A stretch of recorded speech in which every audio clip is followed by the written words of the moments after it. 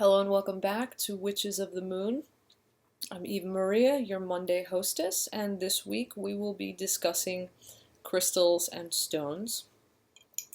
I'm going to be referring to some notes. I wrote down some of my thoughts, things that I want to mention, things I don't want to forget to mention. I have some here on paper in front of me, and I have some on my computer screen as well. So if you see me kind of like looking off and kind of reading a little bit, it's because I'm reading things that I've written when I was compiling my thoughts together so that I wouldn't forget to say certain things that I really wanted to convey to you on this week's topic. Let me just put my coffee down. Okay. First of all, let me just start out by saying the most likely reason, in my opinion, why human beings are so drawn to and fascinated with crystals and stones is probably because crystals and stones are physical manifestations of concentrated earth energy, and on a deep level, most, if not all people, feel a connection to the ancient, strong, nurturing, and stabilizing vibrations of the earth in and on which we as life forms have evolved and grown.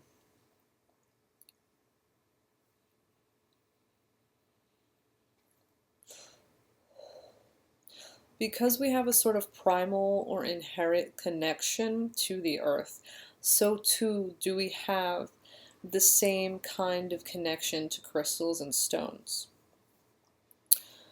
Also, I would like to say that some people believe that crystals and stones are conscious beings. I can understand why some people would believe this. Because crystals and stones are concentrations of earth energy, it stands to reason that if we see the earth as a conscious entity, then why wouldn't concentrations of the earth's energy have some of the earth's spirit and or consciousness in them too? However, if you don't believe that crystals and stones are conscious beings, that's okay. That doesn't diminish their power in any way. Even from a scientific standpoint, everything is made of energy.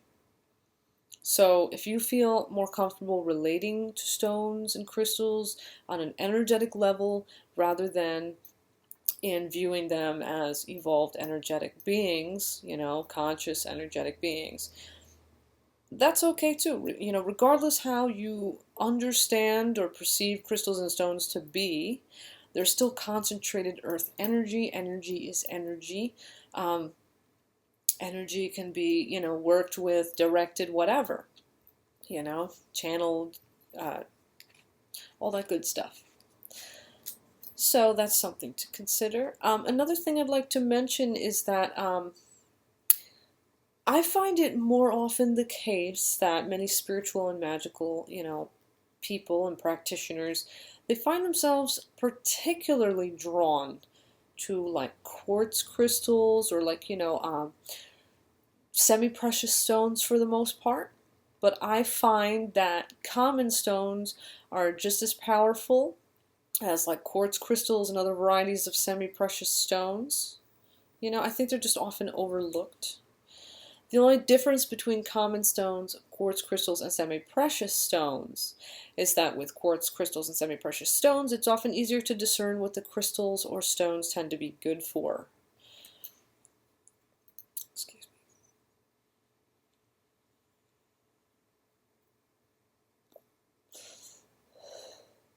What I mean by this is, excuse me, is that, for example, most people are aware that clear quartz is an amplifier of energy.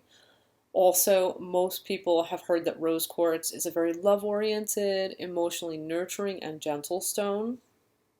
Most people have probably come across references to turquoise being a great healing and calming stone, and etc. However, if you pick up a common stone from somewhere outside, you kind of have to feel out the stone and figure out for yourself what purpose it might best serve or what sort of energy it sort of resonates with. You kind of got to feel it out for yourself when it's just an ordinary stone you got from your backyard or some park or something like that. But that's not a bad thing. If anything, I would find that to be that challenge of discovering what the stone is particularly well suited to. I think that's a good exercise in intuitively feeling things out, or in connecting with crystals and stones in general. It takes, I think, a real trust of your inner sense, to be able to kind of have that that connection where you sort of just come to that knowing. I hope I'm explaining that the right way. You just have to intuitively feel out common stones a bit more. That's what I'm trying to say. But in another respect too, with the semi-precious stones and crystals, there is an element of feeling with them too. When you're working with them, you have to, I think, or you should, I think, be able to sort of feel their energies, trust your senses about the energy in crystals and semi-precious stones that you're working with as well. For example, if you have a crystal or a stone that you're sort of feeling that, maybe it feels a little heavy, or maybe it feels a little not as positive, well, maybe it's time to cleanse it. That's what I'm trying to say. If you are in touch with your intuitive senses, it'll help you to pick up on, the vibrations of various crystals and stones in your work. Or again, if you're getting acquainted with a crystal or a stone, or even sometimes, like, let's say you go to a metaphysical shop, or even just like a place that sells crystals or stones, and you're trying to pick out a stone that is well suited to you in particular. Well, it helps if you really are in touch with that intuitive side of yourself, that you can trust, your feelings of which stone is best suited to you. You'll sort of feel that pull, that you'll feel drawn to the one that is right. Okay, so that said, now you may be wondering how crystals and stones can be utilized in magical and spiritual pursuits. There are many, many ways to work with stones and crystals. There's no one way that is the right way, okay? It's just like the sky's the limit. There's a lot of ways that you can work with crystals and stones. There are many good books out there if you want to learn more on the subject, and I'm sure that if you look around on YouTube, there's probably a whole mess of videos all about crystals and all that kind of good stuff. I'm going to show you two books that I have in regard to crystals that maybe you'd be interested in reading, checking out. Those books are, the first one is Crystal Awareness by Catherine Bowman. There's that one. It's a pretty decent book. I'll read you the table of contents so you have an idea of what is in this book. Let's see, Chapter 1, the new energy, and then beneath, the subcategories: uses in technology, crystals used in technology, definition of awareness. Chapter 2, crystal forms, structure, inclusions, colored quartz, colorless quartz, clusters, single points, double terminated chunks, polished quartz. Chapter 3, energy fields, crystal energy fields, human energy fields, etheric body, spiritual bodies, aura, crystal and human energies. Chapter 4, development instruments, personal crystals, generators, healing crystals, suggestions. Chapter 5, crystal care, soaking/cleansing, programming, negativity, general cleansing, energizing precautions. Chapter 6, possible side effects, headaches, energy tingles, numbness, diarrhea or upset stomach, negativity, lightheadedness, exceptions. There's all like sections on all these little subcategories. Chapter 7, crystal meditations, color properties, the pyramid, advanced pyramid, chakra openings, further awakening, crystal chakras, triangles of light. Chapter 8, crystal healing arrangements, how healing works, responsibilities, treatments for reactions, preparations, Star of David healing, double Star of David, the chakras, clusters, the arrays, feet array, head array, combined head and feet, self-healings. Chapter 9, Color Healing, Color Properties, Colored Quartz, Balancing the Body Energies, Chakra Opening, Spiritual Growth, Grounding, Love Vibrations. Chapter 10, Crystal Jewelry, types of jewelry, necklaces, pendants, amulets, bracelets, ankle bracelets, headbands. Chapter 11, Future Awareness, Healing and Meditation, Uses of Crystals and Telepathy. This is a pretty good book, I think, to get you acquainted with, you know, working with crystals. So yeah, sorry, my finger was covering the author's name. So that's Crystal Awareness by Catherine Bowman. Okay, that's one book I can suggest. And another book that I can suggest, sorry the cover's a little beat up, is this is Crystal Vision, Shamanic Tools for Change and Awakening by Michael G. Smith and Lynn Westhorpe. Yeah, I think it's Westhorpe. Yeah, there you go. That is the cover of the book, if you're interested in checking it out. I'll read you the contents in this book as well to give you an idea of what this book kind of goes into. Let's see. Okay. Wow, there's actually, holy crap, there's like a lot in here. I'm just going to read you the main chapter titles, I think, because it's like, you see how there's like chapter titles, and then there's like all these little subcategories, and there's like pages and pages of this stuff. So I'm just going to read you the main chapter titles. Chapter 1, The Crystal Earth. Chapter 2, The Other Side of the Coin. Chapter 3, Choosing a Crystal. Chapter 4, The Crystal Experimenter. Chapter 5, Crystal Questions and Answers. Chapter 6, Power Rods. Chapter 7, Through the Eye of the Crystal. Chapter 8, Car Crystals and Talismans. Chapter 9, Crystals for the Home. Chapter 10, Crystal Light Rods. And look how many subcategories are in these contents. Like, I'm just reading you the main headings. Let's see, I think I said Crystal Light Rods, Chapter 10. Chapter 11, The Black Box. Chapter 12, Psycomp. Chapter 13, Atlantean Crystal Cross. Chapter 14, Crux Crystallium. Chapter 15, Trident Crystallos. Chapter 16, Ancient Martial Arts. Chapter 17, Ancient Egypt. Chapter 18, Pyramid Power. Chapter 19, Crystal Channels. Chapter 20, 1 Minute Crystal Healer. Chapter 21, Healing Rods. Chapter 22, Pendulums and Dowsing. Chapter 23, The Crystal Pipe. Chapter 24, Seeking Guidance. Chapter 25, Fertility and Harvest Ceremonies. And Chapter 26, Vision Quest. Like I said, there are so many subcategories to each chapter heading. There's just like tons and tons of information. This is just the contents I'm showing you. I mean, there's just tons of stuff in this book. It's a really cool, really awesome book. Just a suggestion for you. Oh, I just flipped past a really cool underlined passage. Here, it's actually in Chapter 2. Crystals are a reflection of ourselves. Crystals and crystal elemental energy respond to our thoughts and emotions. When things don't go right, we need to look at ourselves inside and out to determine what our thoughts, attitudes, and core beliefs are creating.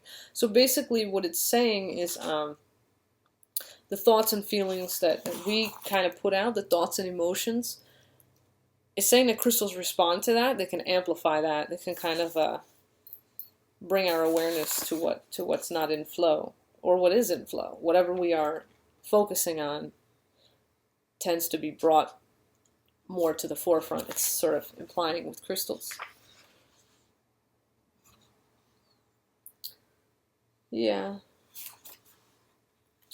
This book is pretty awesome. Anyway, let me not be reading out of a book.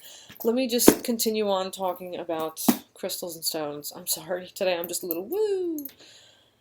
Okay, so I mentioned those two books. I think I'm gonna link a little bit of information. I'm gonna link a few informational links in the description of this video as well. On the topic, I was gonna say category, on the topic of crystals and stones. because I find that sometimes the informational links, when I throw them in there, they can really bring a whole other dimension to the discussion. So yes, please do refer to the description of this video when you're done watching it. Check out the links that I will be linking there in regard to this week's topic of crystals and stones. Now, generally speaking, crystals and stones, they have different energies, associations, and potential applications. Each particular kind of stone and each individual stone itself will tend to have sort of like its own uniqueness about its energy, Certain types of stones will be better suited to maybe helping you with certain situations or issues. And then again, individual particular stones, they will have also their own individual sort of energy. Like, for example, we may consider that, again, rose quartz, it's a very loving stone, okay, very nurturing, gentle stone. But two individual pieces of rose quartz, they will have their own individual sort of energy about them as well, and that could be why too we tend to be drawn to specific stones. Like, let's say you're in a crystal shop, or a metaphysical shop, or somewhere that sells crystals or stones, and you're looking at all, like, a whole variety of, let's say, the same kind of stone. That's kind of the reason why a particular stone will feel more suited to you. You will feel more of a connection to a particular stone, even within a category. And this is because they're all sort of individual.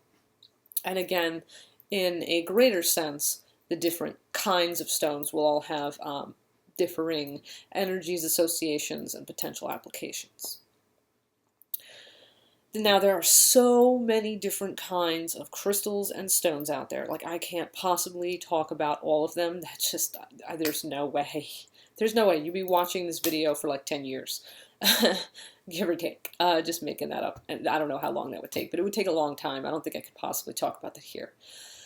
However, I would like to talk about some different crystals and stones.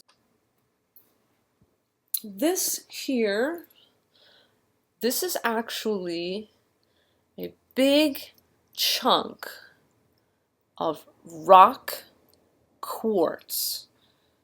It's not like growing in points exactly, but this is actually a type of stone that occurs. You could see like how the light sort of reflects off of the quartz. This stone, it occurs a lot in my area where I live. It's something that can be found if you go into, the woods, or if you're sometimes even just digging in your own backyard. The area where I live, we get a lot of like iron ore and quartz, in our area. Well, anyhow, if you're lucky, if your area happens to have like naturally occurring rock quartz like this, you may not even have to, like, let's say if you want a piece of quartz, you don't have to necessarily run out to a crystal shop. You might just be able to find yourself a piece of, rock quartz and just work with that. And another thing too I wanted to mention, just like the clear quartz points, or just general forms of quartz, rock quartz also tends to be a great amplifier of energy. These are very good for programming or putting intention into, or charging. Those are three ways of saying sort of the same thing.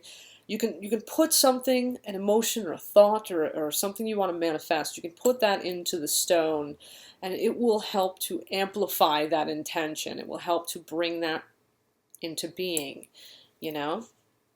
But it's really cool to know that, some people might look at something like this and not recognize it for what it is, because it's not growing, in the traditional points that we all are sort of more aware of, or that we would more associate with quartz. Well, quartz doesn't always grow in those beautiful points, you know, that's something to keep in mind. I think another thing I will say before I move on to other common stones that I want to talk about is that maybe it would be a good idea if you could do some research on the natural minerals and stones that tend to occur in your general area.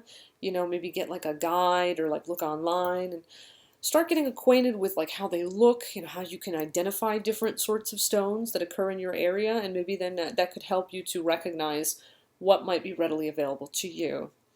For example, you know, let's say if you have naturally occurring quartz, you know, where you're at, maybe it would help to acquaint yourself with what rock quartz, naturally occurring quartz like this sort of looks like, so that if you were to look for some, you know, you would recognize it when you see it.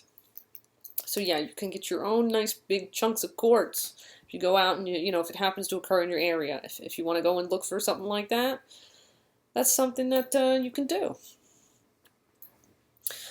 Now, another thing I want to talk about is a type of stone called pudding stone. Pudding stone doesn't occur everywhere. Off the top of my head, I can't remember exactly where. You know what? Let me look that up right now. Let me pull up Chrome and let me see if I can find where pudding stone naturally occurs. Okay, I found a site here, geocaching.com. They have a page in their site where they mention the different places that pudding stone occurs. They mention Hertfordshire, England. Then there's northern New Jersey, where I'm at. They also mention that in and around Boston, Massachusetts, pudding stone occurs.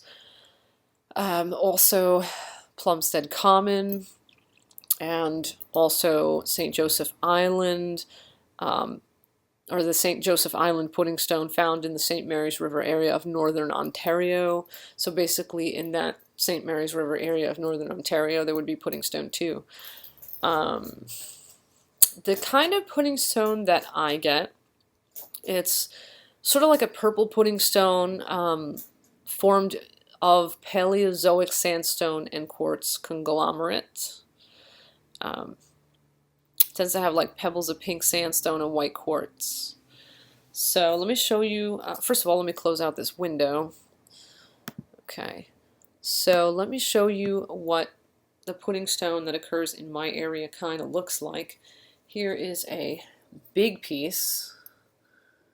If you look really closely at it, you can see like the little pieces of like quartz. They're a little shiny in there. But you can basically also see that it's a stone made up of many other kinds of stones. You know? It's literally like a conglomerate. I don't know if this lighting is really the best to see this in, but it's made out of all different sorts of stones. Let me show you a little piece as well. Here's a little one that's got a lot of like quartz in it. It kind of shines when you turn it. But it is indeed a pudding stone. It's just hard to kind of, maybe if I block the light just a little bit, you can see how it's like a bunch of smushed up stuff. Pudding stone, if it occurs in your area, it is a good way to be working with like quartz as well as the other stone that's in it, you know, the sandstone and all that kind of stuff. But the quartz in particular, it again amplifies energy, holds intention. You know, you can program these, you can work with these just as you would work with any quartz crystal. If you have pudding stone in your general area, find out about that kind of pudding stone. You know, find out what sort of, you know, stones and stuff tend to be found in that kind of conglomerate, and think about maybe going out and finding yourself some, because that's something that, hey, it can serve you pretty well, you know, in your work, and it's free. I will say though, by the way, as a side, if you go out in nature and you seek something out, if you go to take something, do leave something in exchange. I think it's a good thing to do. You can leave food for the animals in nature, or if you have a different stone that you don't work with really, it just kind of sits around your house. Maybe at one time you were drawn to a particular stone or crystal and it just kind of doesn't do it for you anymore. Maybe switch. Put the nice crystal out there that you don't really do anything with. It just kind of sits there. Put it out there and take home the new piece that you've found. Or like I said, you can put out food for the animals in nature, put some seeds for the birds or something, or some peanuts for the squirrels, or given away a sort of payment. But please, if you're going to put food outside, do be sure it's not wrapped in any kind of wrapping. Do be sure that it is natural, biodegradable, and all good, okay? Anything you put out there in exchange for anything that you collect. And only take what you need. Don't take more than you need. Just saying, that was just an aside. In the event you go out there to seek out your own crystals and stones. So there's that. Okay, I've mentioned rock quartz and I've mentioned pudding stone. Another thing that may not be readily available to many of us, but something that we can find probably online or in many shops, are fossils. Here I have this one little fossil. I forgot the proper name of this fossil, but it is a little stone fossil of a little shelled creature, And then I have this, which is referred to as a Turritella agate. And what makes up those really cool little designs in it, this is actually, they're little fossils in this. That's what the little swirlies are. They're like these little tiny shellfish that occur, if I'm not mistaken, in ancient seabeds. They became fossilized, and then when they cut and tumble with stones, the Turritella agate looks like it has these really pretty swirls, but those are actually fossils in there. How I would say these would be really well utilized, what these would be good for, I would associate these in particular because they are related to water, being that there's the little Turritella agate, which is from a place of water, and then the little shell. These specific type of fossils, I would say, would be good for connecting with that whole moon, water, yin kind of energy. Maybe these would aid in divination. Because these are fossils, I would associate these with, time past, and therefore accessing ancient wisdom and knowledge. I would say that these are very primal and deep. So if you're seeking understandings or knowings, from the past, these would be great for past life regression, for example, I think. Also intuition, emotions, these would probably be good for helping you to, let's say expand your intuitive awareness, your psychic awareness, or to bring your emotions into better flow, or to connect with the feminine, the divine feminine. These are some suggestions of what fossils of this sort, like beachy shell type of, sea creature, water creature fossils, what they might be good for, just some suggestions that I have. So yeah, you can consider working with little fossils too. And then there's the somewhat popular holy stones, or hag stones. Holy as in H-O-L-E-Y, like having a hole. Many people do believe that these are very protective. I find them as, as sacred. They say that if you find a stone with a naturally occurring hole in it, consider it like a gift from, nature, from the divine, from spirit. Yes, it is protective, I feel, but I also feel that it is blessing. It's a very positive, lucky, just an overall good stone with a really good vibration. I have a few different stones that I have just been drawn to picking up and taking home that I work with. And they're no particular kind of stone. For example, I have this one. I refer to this as my dream stone. The reason why I call it that is that for some reason every time I have this stone with me when I go to bed, I always dream. I always, always, always dream when I have the stone like in my hand or under my pillow or with me somehow when I'm going to bed. Every time the stone is around me when I'm going to sleep, I will always, always, always dream. So I refer to this as my dream stone. Without fail, it always brings dreams. So there's that one, for example. I have this little stone. This, I believe personally, that this was a gift from Hecate. It's a stone that is so perfect, has 3 perfect little points, like a little triangle. It is so perfect, my husband didn't believe this was actually a stone when I showed it to him. It is a perfect stone. And I feel that it really has like Hecate's energy in it. So I work with that quite a bit too. I've had this for many years. It is the most perfect stone. It almost looks like it was man-made. That's how perfect this thing is.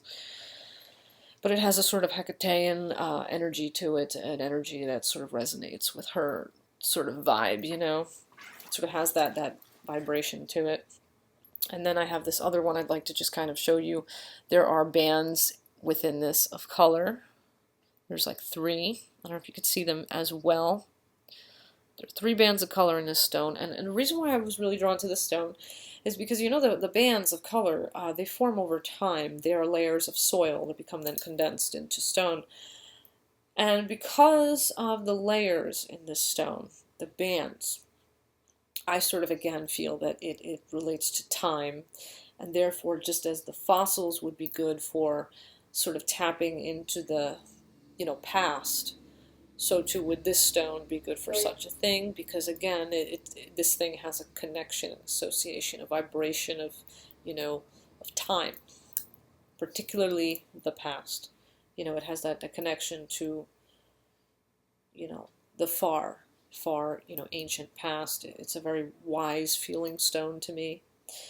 So I use this sometimes when I want to access like really deep understandings or deep knowings or, you know, things in the past. This would be great as well for like past life regression and things like that. A stone maybe that's banded like this, if you consider the bands again as associative of time, of the past. Maybe consider working with a stone like this for things like past life regression or for, you know, acquiring knowledge as it relates to the past. And then you may find stones like this one, that there's nothing really particularly, you know, there's no, it's just sort of nondescript. It's just a stone that you may be drawn to. Well, it doesn't have to be like all, ooh, wow, amazing looking, you know. A stone will just sort of speak to you, you know. I find it'll just sort of, the stones will sort of speak to you, and they'll have an energy about them, and stones don't have to look amazing. They don't have to have bands and flecks, and they don't have to look like perfect triangles, and they don't have to have holes, and they don't have to be, you know, imbued with quartz. They can be any stone. I mean, even this big one here, you know, it's just a red stone. It's a sort of like brick red kind of color. It's just a stone that I felt drawn to work with. But, you know, just go where you are led, you know, trust that intuition, trust that sense about your stones.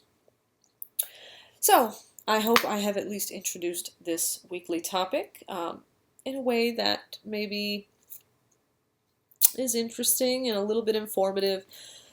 Once again, if you're interested in the books that I recommended earlier, that's Crystal Awareness by Catherine Bowman, and Crystal Vision by Michael G. Smith and Lynn Westhorpe,